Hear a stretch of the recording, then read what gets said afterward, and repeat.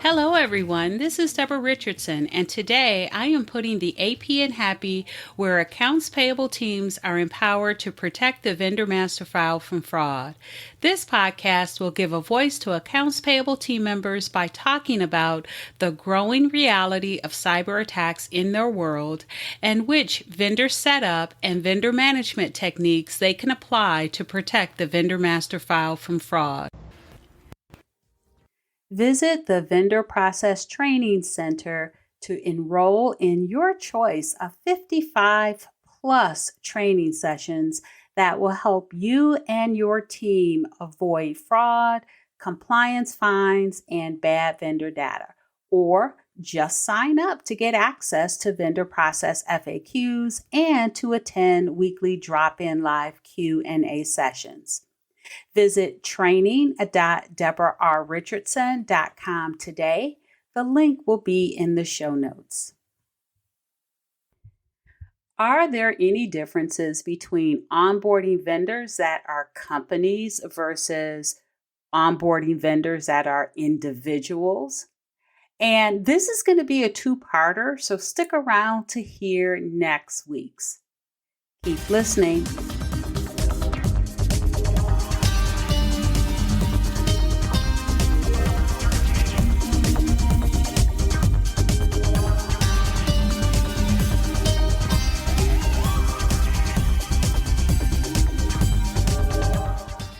Welcome to episode 209. Is there a difference when onboarding a vendor that is an individual versus a company? Not really, but yes. From time to time, I do get this question, and it's reasonable because vendors can be anyone that you need to pay, from the person that made those special one-of-a-kind gift baskets for that special retirement party to the company that provides your check stock, okay? And yes, I did use check stock because I know many of you are still issuing checks, and I was actually reminded this week that the cost of check stock has increased along with everything else. So anyway, what I'm going to do is to go through a normal new vendor setup for a U.S. vendor with an ACH payment method. And yes, I do see the irony in paying the check stock vendor via ACH, but I'm going to go through a normal vendor setup and just note the differences, if any, and the buyer, i.e. your company, is in the U.S. as well. So you are a U.S. company, the vendors are both U.S. So I will go through best practices of what you need to collect to set them up, and what may be different from an individual versus a company. And just to set the expectation here, nothing is different in what you collect. Just to be clear, take out all of the ambiguity. Nothing is different in what you collect or validate for that matter. So if you are wondering that, no. It's the process that you may go through, though, in collecting and validating that information that can be different. So let's go ahead and get started. So the first thing is, since they are both U.S. vendors and you are a U.S. company, you will collect the IRS W-9 from both. So again, nothing different in what you collect, but there can be a difference in the collection process. So what could be different?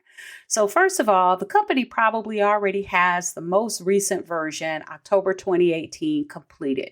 They have their company name on line 1 and the DBA, if any, is on line 2. They selected C Corporation as their tax classification. The EIN is entered and their address is standardized correctly. When you do the IRS TIN match to verify their vendor legal name and tax ID combination matches IRS records, it matches. No issues. Cut to the individual. Now they need you to send them the IRS W-9, and when you do, make sure you send them the right version. Again, it's October 2018, as of the publication of this podcast. And then the vendor will immediately send it back because they think it'll help them get paid faster, which maybe it will. But they immediately send it back with the name that they put on their invoices. In this case, let's call it Jane's Gift Basket Design. They put that on line 1 and then their social security number. They add that. They did select individual, sole proprietor, single member LLC as their tax class. However, their address spells out the word drive instead of DR. And when you do the IRS 10 match, it's not successful.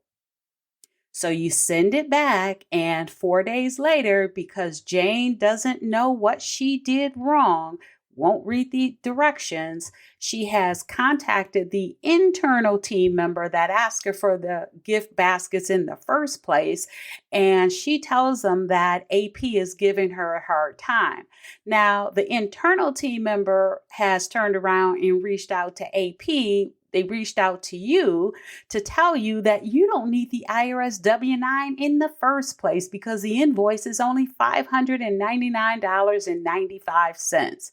You try to explain to the internal that you need to verify the vendor is real and that the requirement is in their vendor policy. And how do you know that she won't provide more gift baskets going over that $600 threshold?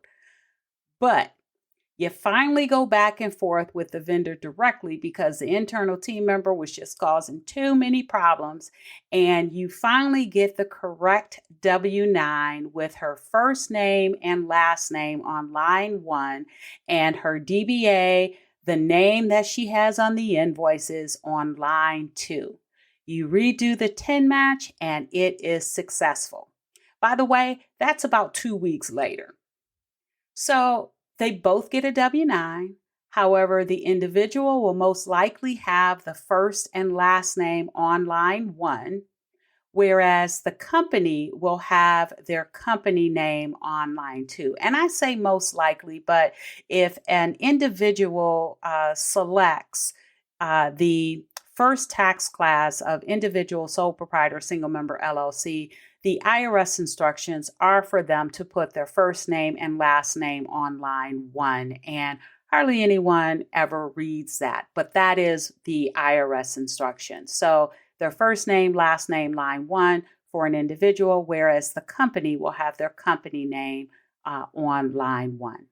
All right, so we've gotten through the W-9, but this is also a payment method, ACH. So they're going to be paid electronically. So then you need to collect the banking information on a company branded ACH form. That is my recommendation.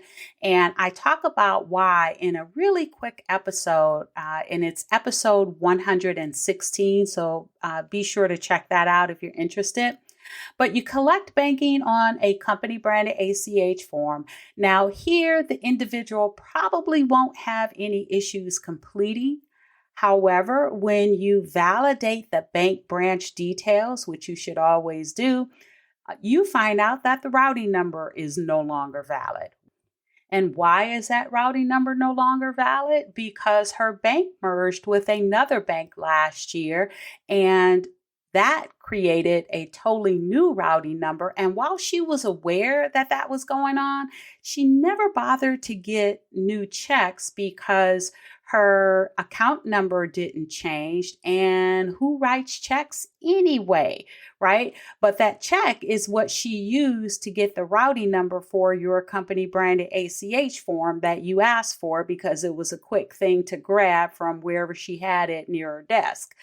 But no biggie, you can update it because this is public information and you move on to the company. So let's look at the company's company branded ACH. So the company, on the other hand, they will already have their banking on bank letterhead or their own letterhead that they sent you instead of filling out your company branded ACH form. So you politely go back, and while accepting whatever the company gave you, like you can accept what they give you, But you also indicate that your form is still required, and you'll just gladly attach the support to the form whenever that is received. The contact that you are dealing with at the company may push back, but ultimately gets the form completed.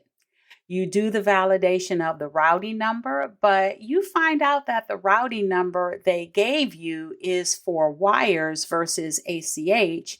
And you can change that too and move on because, again, that is public information. So the company branded ACH form, not too bad for either the company or the individual. And now you're going to move on to your next step that I think is required for both when you're when you're setting up a new vendor. And that is you're going to check them against at least the OFAC set of consolidated watch lists. Now, there may be other watch lists that are applicable for your company, but at the very least, you need to check against OFAC because U.S. entities and individuals are prohibited from doing business with any vendors that are on this list. And so you do need to at least check this one. So you go to the U.S. Treasury OFAC site, you key in the legal name for the individual, you key in the legal name for the company, and you find there are no issues. And so you move on.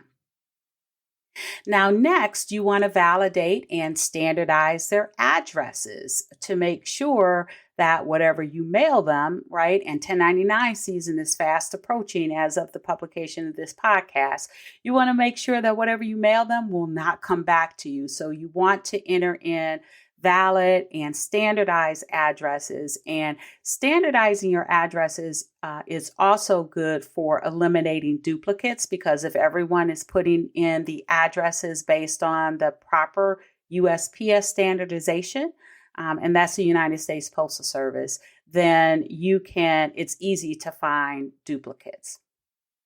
So let's start with the company. You run the company address and you grab that from the W-9 form. And if they have a different remit address that is on the company branded ACH form, then you'll run that too. But you run the company address on the USPS lookup tool or whatever other tool you have that'll do the same thing for US addresses.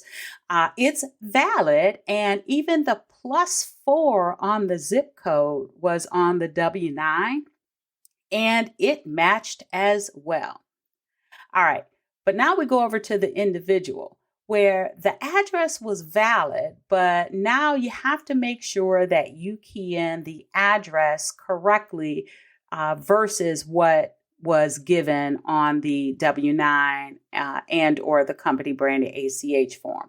So you make sure you abbreviate the drive, which is spelled out DRIVE on the forms, to DR.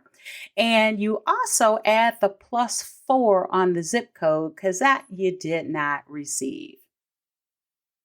All right, so those are the basics. The IRS W-9, if it's going to be an electronic ACH payment method, then you also need to collect a company branded ACH form. You also need to at least check the OFAC watch list, and then you need to standardize the address. Now, your company may go further and may ask for things like diversity information, may ask for industry codings like the NEX codes. You may even collect insurance certificates. But as far as basic US vendor ads, that's it. No difference between what you collect, just the possible scenarios that result from trying to collect those documents and do the validations is what's going to be different. Also, though, if there is something that I truly left out that you require that is different for individuals versus companies when you're setting them up as a vendor, definitely let me know that. Email me. I do have an email address in the show notes, or you can add it as comments wherever you are listening.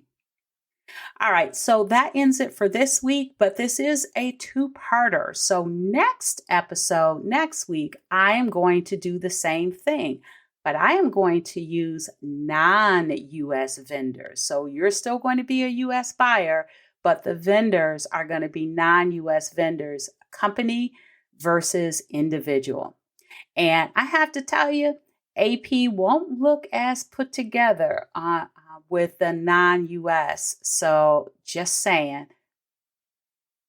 All right. So thanks, everyone. I hope you enjoyed the 209th episode of the Putting the AP in Happy podcast, where accounts payable teams are empowered to protect the vendor master file from fraud. Don't forget to check the show notes for the links mentioned in the podcast. And if you enjoyed this episode, consider subscribing and writing a review of my podcast on the platform that you use to listen. Stay happy.